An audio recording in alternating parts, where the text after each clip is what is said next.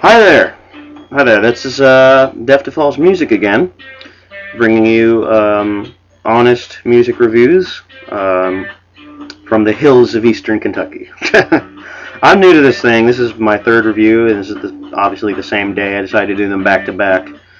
And the first one, obviously, I didn't really put any music down. I think it was kind of needing something to help establish a mood. So, last review, we did the Black Crowes Southern Harmony and Musical Companion, which is, as I said, a fantastic album. I gave it 9.5.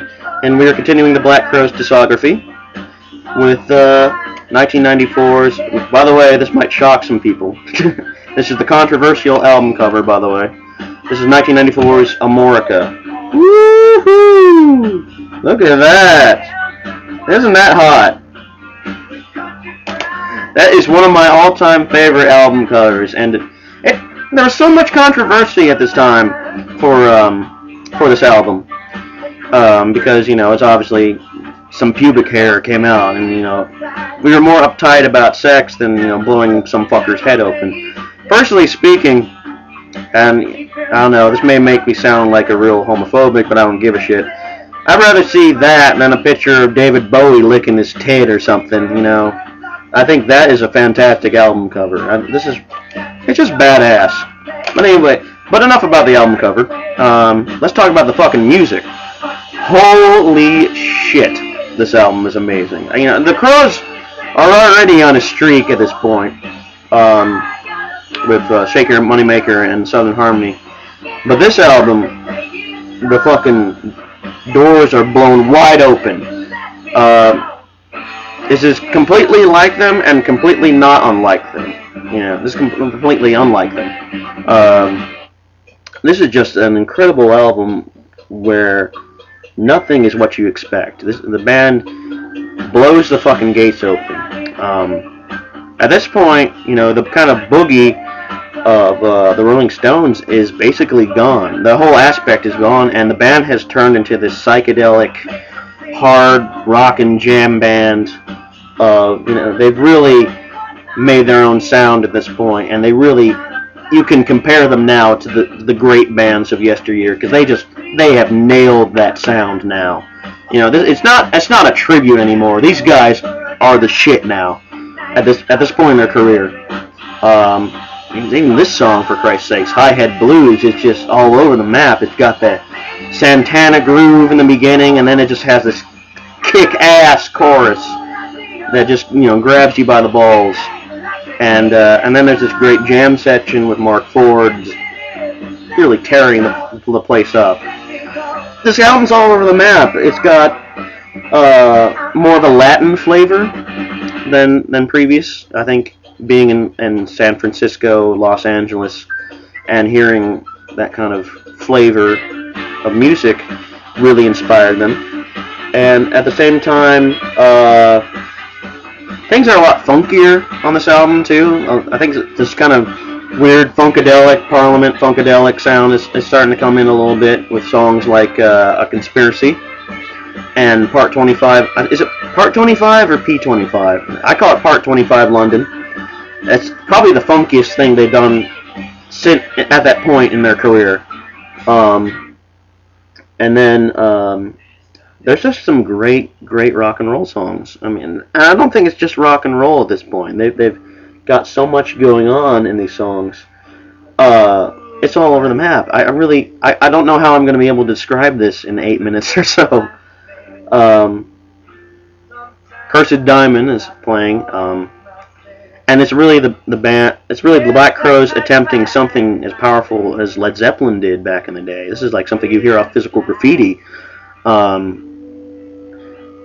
And yeah, the psychedelic flavors that were only sprinkled on Southern Harmony are full effect. This is the band's Mushroom album for all I can say. This is really where the band was experimenting. They were known at the time for being potheads, but they were having mushroom parties also at this time. So they were getting some inspiration from that too, and you could complain that all this music is just for stoners, but no, This music, you know, it's music made for everybody. Everybody should listen to this album. This is an essential rock and roll album.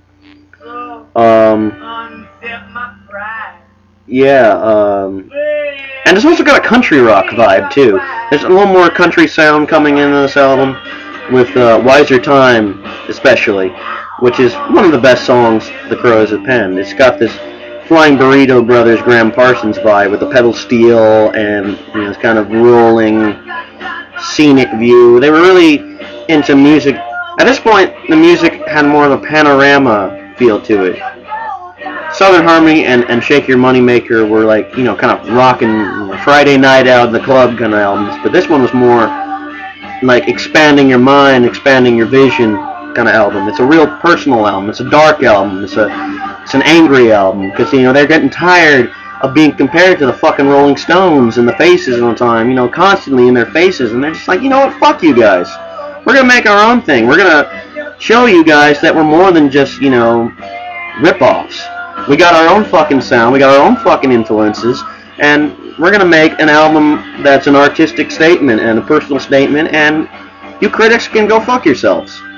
So I admire the Crowes for doing something as bold as that. It wasn't as big an album as Shake Your Money Maker and Southern Harmony, but I think it's just better. It's just better fucking songs. And it's a flawless album. This album has no filler. They weren't fucking around on this album.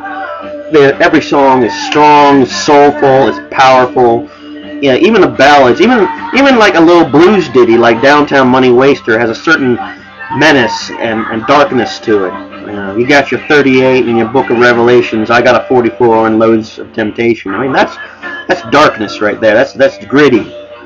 And Descending is a perfect album closer. It's probably the most soulful thing they've ever done. And for a band that was loaded with soul, to come out with songs like Descending just blows me away. And there is a better version of the song, though, on the Lost Crowes album, but this is still a pretty good version. It's just a great song.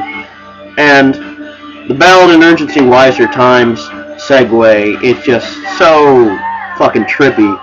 It's beautiful. It's just segues so wonderfully. You have this kind of weird piano and children talking part, and everybody's on the top of their game. Mark Ford is playing his ass off. Rick is coming up with some of the most interesting riffs, and Chris is just screaming his ass off on this album. He's powerful. And this part right here is, god damn.